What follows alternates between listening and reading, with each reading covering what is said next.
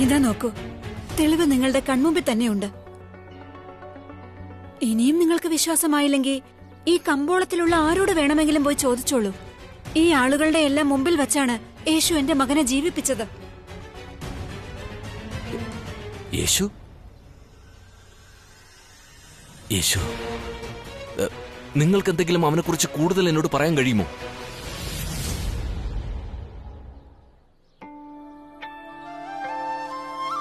നന്ദിയുണ്ട് യേശു. നീ കാരണം എനിക്ക് എന്റെ അച്ഛനെ തിരികെ കിട്ടി.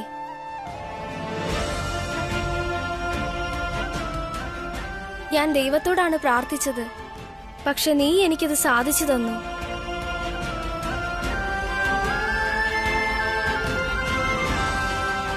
ഞാനൊന്നും ചെയ്തിട്ടില്ല മന്നു, എല്ലാം പരമപിതാവാണ് ചെയ്തത്. അതുകൊണ്ടാണ് നിന്റെ വീട്ടിൽ സന്തോഷം വന്നത്.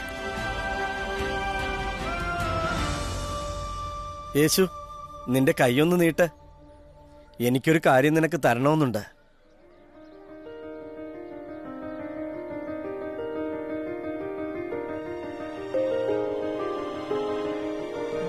ഇത് അങ്ങ് ജോലി ചെയ്ത പൈസയല്ലേ? അങ്ങ് തന്നെ വെച്ചോളൂ, എനിക്ക് വേണ്ട. അല്ലല്ല, വേണ്ടെന്ന് പറയരുത്. ഇത് വെച്ചോളൂ.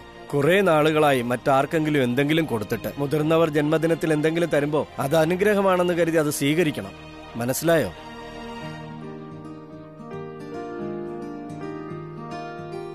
ഞാനിത് നമ്മുടെ കൂടെ ഉണ്ടായിരുന്ന ബാക്കിയുള്ളവർക്കും കൂടി കൊടുത്തോട്ടെ. കൊടുത്തോളൂ. കർമ്മം നന്നായാൽ ഫലവും നന്നാവും.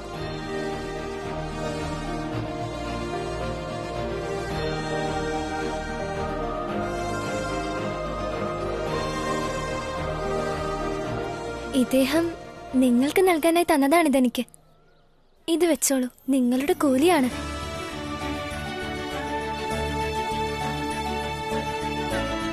ജന്മദിന ദിവസത്തിൽ ഇത്രയും സ്നേഹം തന്നതിൽ ഒരുപാട് നന്ദിയുണ്ട് ജ്യേഷ്ഠ.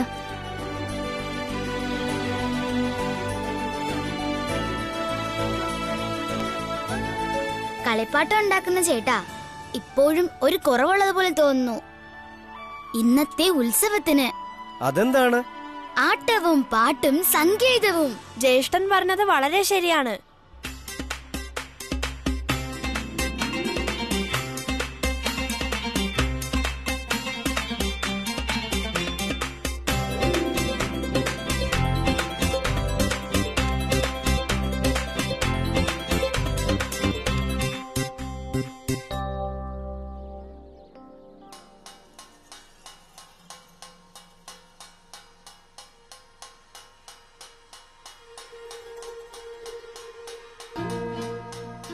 അതെ, ഇങ്ങോട്ട് വന്നേ. എന്ത് ശബ്ദമാ പുറത്ത് കേൾക്കുന്നത്? എനിക്കൊന്നും മനസ്സിലാവുന്നില്ല. ഞാൻ നോക്കിട്ട് വരാം. എനിക്ക് തോന്നുന്നത് ആ കളിപ്പാട്ടക്കാരന്റെ വീട്ടിൽ നിന്ന ശബ്ദം വരുന്നതെന്നാ. അവിടെ ആളുകളൊക്കെ കൂടിയിട്ടുണ്ട്. അല്ല, ഇനി ആ കളിപ്പാട്ടക്കാരൻ യേശുവിനെ കൊല്ലുകയോ മറ്റോ ചെയ്തോ? അതെ, എല്ലാവരും തയ്യാറാക്. നമുക്ക് കളിപ്പാട്ടക്കാരന്റെ വീട്ടിലേക്ക് പോകണം.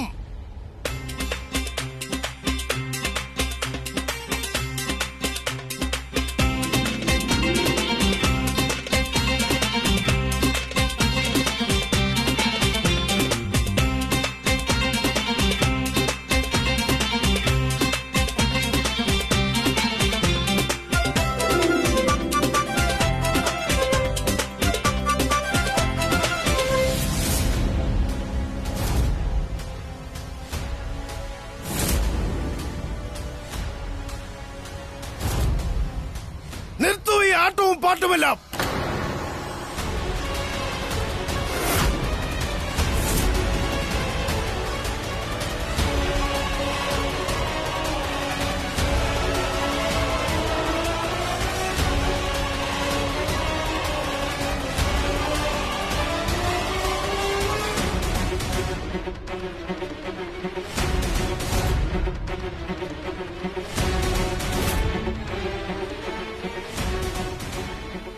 റബി ഗുരു, അത്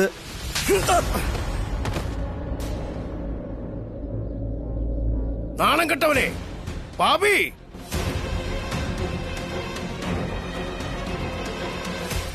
വേഗം വീട്ടിൽ വന്ന് നീ എന്നെ കാണണം. നിന്റെ പാപത്തിന് പ്രായശ്ചിത്തം ചെയ്യുവാനായി എന്തെങ്കിലും വഴി ഉടൻ കണ്ടുപിടിക്കേണ്ടിയിരിക്കുന്നു.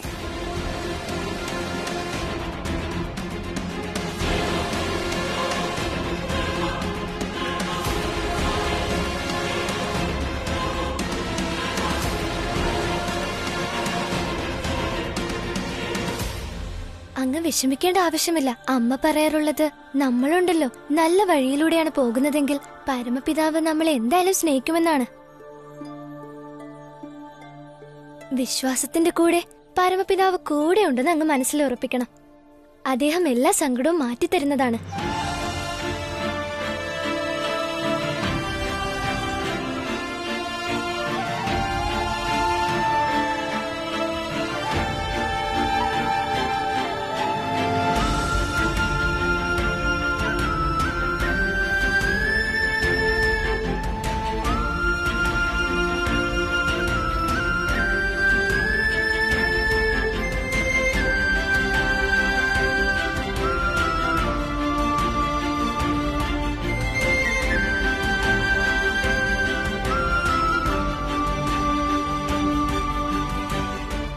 അങ്ങ് പറഞ്ഞത് ശരിയാണ്. ശരിക്കും എനിക്ക് എന്റെ മുന്നിൽ ദൈവമാണെന്ന് തന്നെയാ തോന്നിയത്.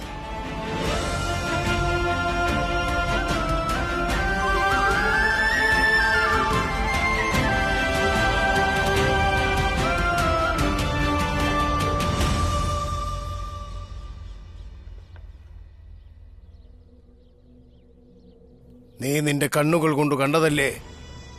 നിന്റെ കണ്ണുകൾ കൊണ്ട് നീ കണ്ടതല്ലേ ആ കുട്ടി എങ്ങനെയാണ് ഗ്രാമവാസികളുടെ മുന്നിൽ വെച്ച് എന്നെ അപമാനിച്ചതെന്ന്? കണ്ടതല്ലേ നീ?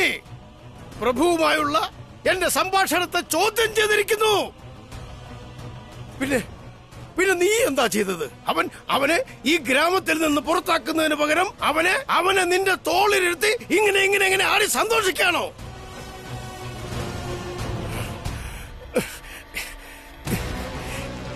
എവിടെ പോയി ദൈവത്തോടുള്ള നിന്റെ നിഷ്ഠകൾ? എന്തെങ്കിലും ഒന്ന് ഉരിയാട്. നിനക്ക് എന്തെങ്കിലും ഒരു വിചാരമുണ്ടോ? നീ എന്നെ മാത്രമല്ല ദൈവത്തെ കൂടിയാണ് അപമാനിച്ചതെന്ന്. എന്നോട് മാത്രമല്ല ദൈവത്തിനോട് കൂടിയാണ് നീ കളവ് പറഞ്ഞത്. ഞാൻ കളവ് പറഞ്ഞിട്ടില്ല ഗുരു. അങ്ങ് പറഞ്ഞതനുസരിച്ച് അവനെ ഈ ഗ്രാമത്തിൽ നിന്ന് പുറത്താക്കാൻ തന്നെയാ പോയത്. പക്ഷെ അവൻ എന്നോട് പറഞ്ഞ കാര്യം കേട്ടപ്പോൾ എന്റെ ചിന്തകൾ തന്നെ മാറിപ്പോയി. അവൻ എനിക്ക് മനസ്സിലാക്കി തന്നു, സ്വയം പ്രയത്നിക്കുന്നവരെയാണ് ദൈവം എപ്പോഴും സഹായിക്കുന്നതെന്ന്. പിന്നെ ഒന്നും പ്രയത്നിക്കാതെ എല്ലാം വേണമെന്ന് വിചാരിക്കുന്നത് അതൊരു തെറ്റല്ലേ ഗുരു? ദൈവം എനിക്ക് ജോലി ചെയ്ത് ജീവിക്കാൻ ഈ 2 കൈകൾ തന്നു. ഞാൻ ഈ കൈ കൊണ്ട് കളിപ്പാട്ടങ്ങൾ നിർമ്മിക്കും, കുഞ്ഞുങ്ങളുടെ മുഖങ്ങളിൽ പുഞ്ചിരി വിരിയിക്കും. അങ്ങനെ ഞാൻ ദൈവത്തിന് സേവനം ചെയ്യും.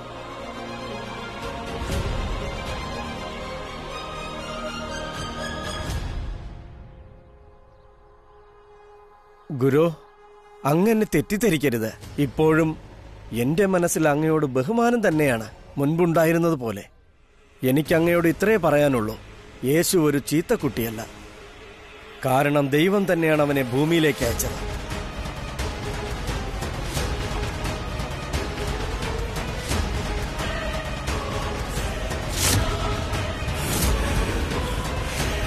ഇത് സംഭവിച്ചുകൂടാ. ഇല്ല ഇല്ല.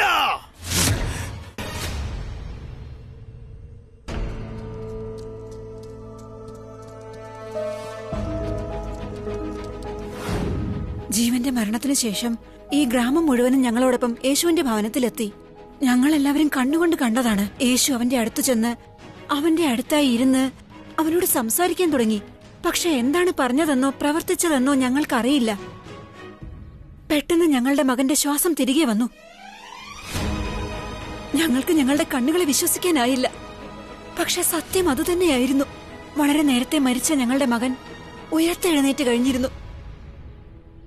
ജീവൻ, നിനക്ക് ഓർമ്മയുണ്ടോ ആ സമയം യേശു നിന്നോടെന്താ പറഞ്ഞതെന്നും ചെയ്തതെന്നും? ഇല്ല, എനിക്കൊന്നും ഓർമ്മയില്ല. ഞാൻ അവനോട് കടപ്പെട്ടിരിക്കുന്നു, അവൻ എന്റെ ജീവൻ തിരിച്ചു നൽകിയതിന്. പക്ഷെ ഒപ്പം തന്നെ പരിഭ്രാന്തനും ഭീതിതനുമാണ്. കാരണം അവൻ ചെയ്തത് ഒരു സാധാരണ മനുഷ്യന് ചെയ്യാൻ കഴിയുന്ന കാര്യങ്ങളല്ല. എന്നിട്ട് അവൻ എങ്ങോട്ടാ പോയത്? അവരുടെ പഴയ വീട്ടിലേക്ക്, നസ്രത്തിലേക്ക്. നസ്രത്ത്?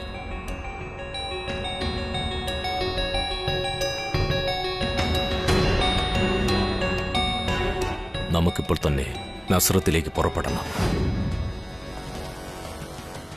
പെട്ടെന്ന് വരൂ, നമുക്ക് വേഗം അവിടെ എത്തണം.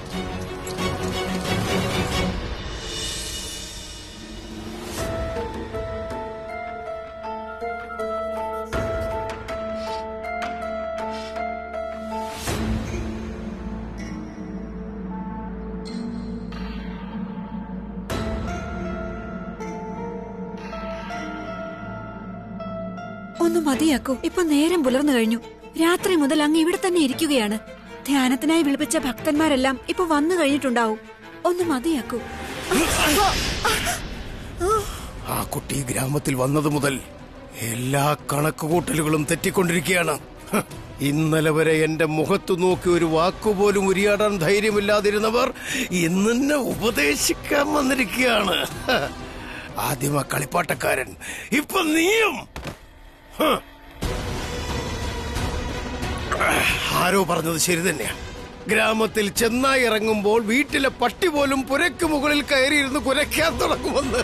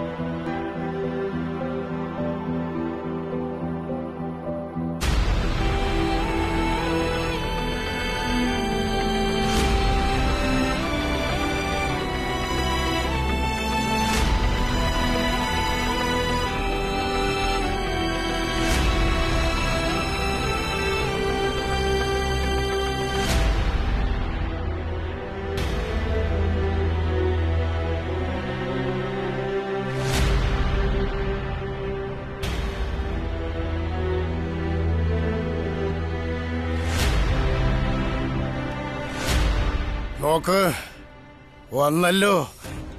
ഇവരുടെ ഒരു കുറവ് കൂടി മാത്രമേ ഇവിടെ ഉണ്ടായിരുന്നുള്ളൂ. മനുഷ്യർക്ക് അവരുടെ സന്താനങ്ങൾ അവരുടെ കണ്ണിലെ നക്ഷത്രങ്ങളാണ്. പക്ഷെ എന്റെ മകൾ എന്റെ കണ്ണിലെ കരടാണ്. അതെപ്പോഴും അവളെ പറ്റിപ്പിടിച്ചിരിക്കും. ഇന്ന് വരെ ഞാൻ കരുതിയിരുന്നത് ദൈവം എന്നെ മാത്രമാണ് അന്ധയായി ജനിപ്പിച്ചതെന്നാണ്. പക്ഷെ എന്നെക്കാൾ കൂടുതൽ ഈ ഗ്രാമത്തിലെ ആളുകൾ തന്നെയാണ് അന്ധരായിട്ടുള്ളത്. അവർക്ക് കണ്ണുകൾ ഉണ്ടായിട്ടും നിങ്ങളുടെ യഥാർത്ഥ രൂപം കാണാൻ കഴിയുന്നില്ല. അറിയില്ല ദൈവം തന്ന ഏത് ജന്മത്തിലെ പാപത്തിന്റെ ശിക്ഷ ഇതെന്ന് അറിയില്ല. എനിക്കിവളെ കാണണമെന്നില്ല. പക്ഷെ അവൾക്കാണ് എന്നെ കാണരുതാത്തത്.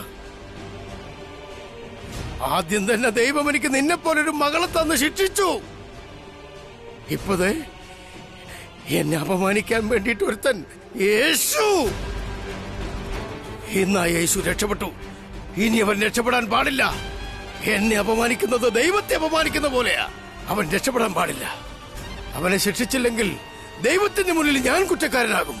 അങ്ങിപ്പോ പറഞ്ഞില്ലേ ഞാൻ അങ്ങയുടെ ഏതോ ജന്മത്തിലെ പാപഫലമാന്ന്? വേറൊരു ജന്മത്തിലും അല്ല, ഞാൻ അങ്ങയുടെ ഈ ജന്മത്തിലെ തന്നെ പാപഫലമാണ് പിതാവേ. ഞാൻ അന്ധയാണ്. ഞാൻ അന്ധയായി തന്നെ ഇരിക്കും. അങ്ങ് ഏത് ദൈവത്തിന്റെ കാര്യമാണ് പറയുന്നത്? എന്റെ ജീവിതത്തിലെ ഈ അന്ധകാരം മായ്ക്കാൻ കഴിയുമോ ആ ദൈവത്തിന്?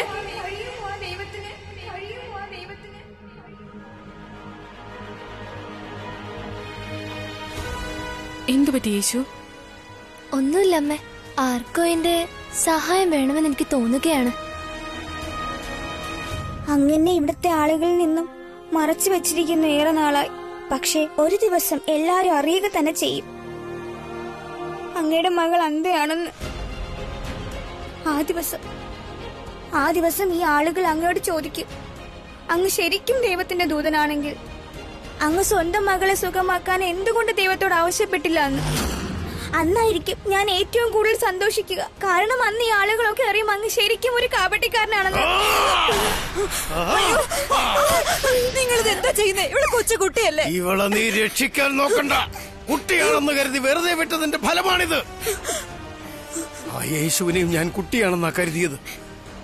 കുട്ടികൾ തോന്നിവാസം കാണിക്കുമ്പോഴുണ്ടല്ലോ, അവർക്ക് അടികൊടുത്ത് ശരിയാക്കിയാണ് വേണ്ടത്. ഇവർക്കിപ്പോൾ മനസ്സിലായി കഴിഞ്ഞു. ഇനി ആ യേശുവിന്റെ കാര്യം അവന് മനസ്സിലാക്കി കൊടുക്കണം.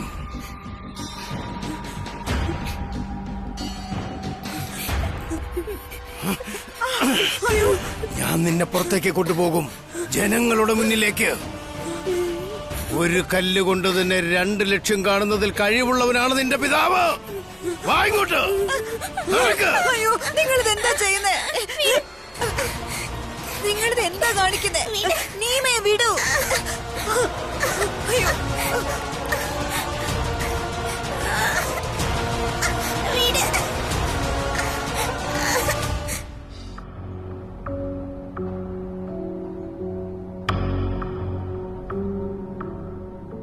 ഇനി ആ കളിപ്പാട്ടക്കാരൻ ചേട്ടൻ വളരെ നല്ല കളിപ്പാട്ടങ്ങൾ ഉണ്ടാക്കും.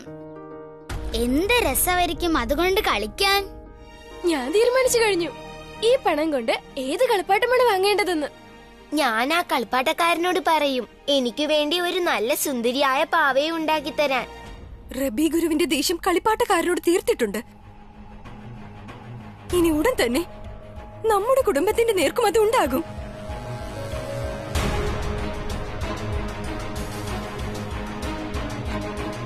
എനിക്ക് മനസ്സിലാകുന്നില്ല, യേശുവിന് എന്ത് കാര്യം ഉണ്ടായിരുന്നു ആ കളിപ്പാട്ടക്കാരന്റെ കാര്യത്തിൽ ഇടപെടാൻ? ഏട്ടത്തിയുടെ ആശങ്ക എനിക്ക് മനസ്സിലാകുന്നുണ്ട്. പക്ഷെ ഏട്ടത്തി കണ്ടതല്ലേ, ഇന്നലെ വരെ ആ കളിപ്പാട്ടക്കാരൻ നമ്മളോട് ദേഷ്യത്തിലായിരുന്നു. ഇന്ന് കണ്ടില്ലേ, അവനും മന്നുവും നമ്മുടെ കുടുംബത്തിന്റെ ഭാഗമായി കഴിഞ്ഞു. മനുഷ്യരുടെ മനസ്സ് മാറാൻ അധിക സമയമൊന്നും വേണ്ടല്ലോ. ഏട്ടത്തി, എനിക്ക് നല്ല വിശ്വാസമുണ്ട്.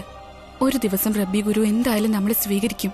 അറിയില്ല എപ്പോഴാ കാർമേഘം വരിക, എപ്പോഴാ മഴ പെയ്യുക എന്ന്. സൂക്ഷിച്ചിരുന്നു.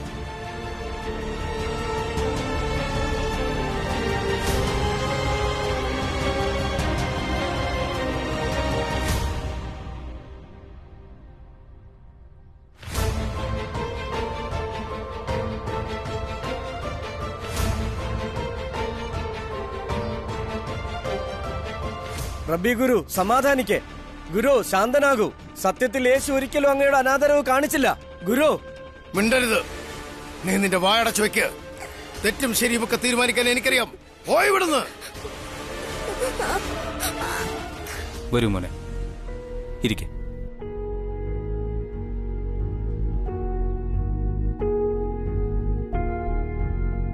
എനിക്കറിയാം മോനെ, നീ ഒരിക്കലും നിന്റെ ജന്മദിനം ഇങ്ങനെ ആയിത്തീരണമെന്ന് ആഗ്രഹിച്ചിരുന്നില്ല എന്ന്.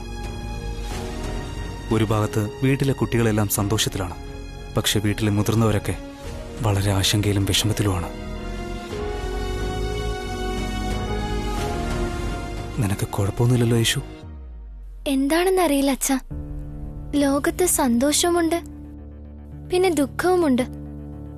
ഞാൻ മിണ്ടാതിരുന്ന് എല്ലാം കാണുകയല്ലേ.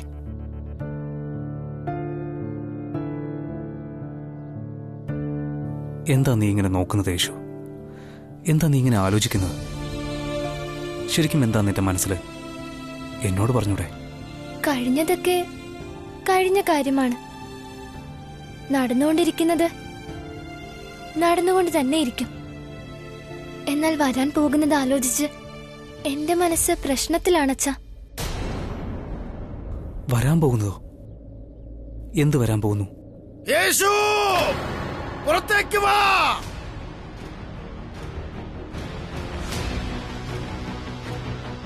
ഇന്ന് റബ്ബി ഗുരുവിന്റെ ക്രോധത്തിൽ നിന്ന് യേശുവിനെ ആർക്കും രക്ഷിക്കാനാവില്ല. അതെ അതെ അതെ, എന്തൊക്കെയാ സംഭവിക്കാൻ ആർക്കറിയാം. യേശു, പുറത്തേക്ക് ഇറങ്ങി വാ.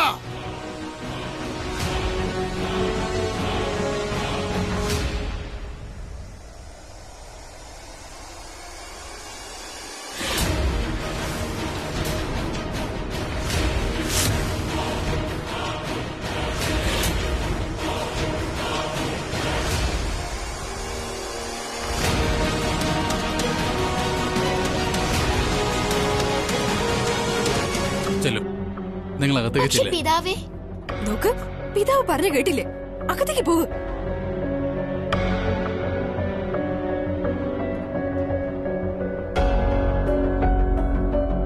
മുതിർന്നവർ സംസാരിക്കട്ടെ. നീ അകത്തേക്ക് പോ. യേശു,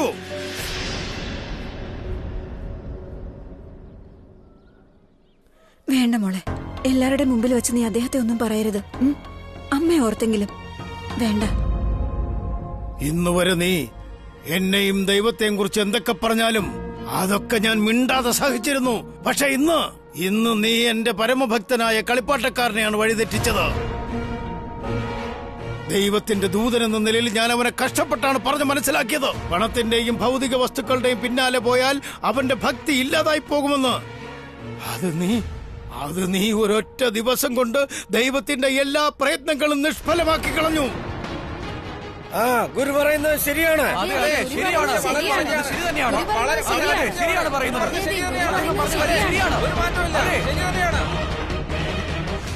ചിലപ്പോ നിന്റെ അമ്മ നിനക്ക് നേർവഴിയായിരിക്കില്ല കാണിച്ചു തന്നിരിക്കുക. അതുകൊണ്ടാവും നീ ഇങ്ങനെയൊക്കെ ചെയ്യുന്നത്. ഇതോടെ നിർത്തിക്കോണം. ഇനി എന്റെ ഭക്തരെ ഭക്തിമാർഗം വിട്ടു നടക്കാൻ ഞാൻ അനുവദിക്കില്ല.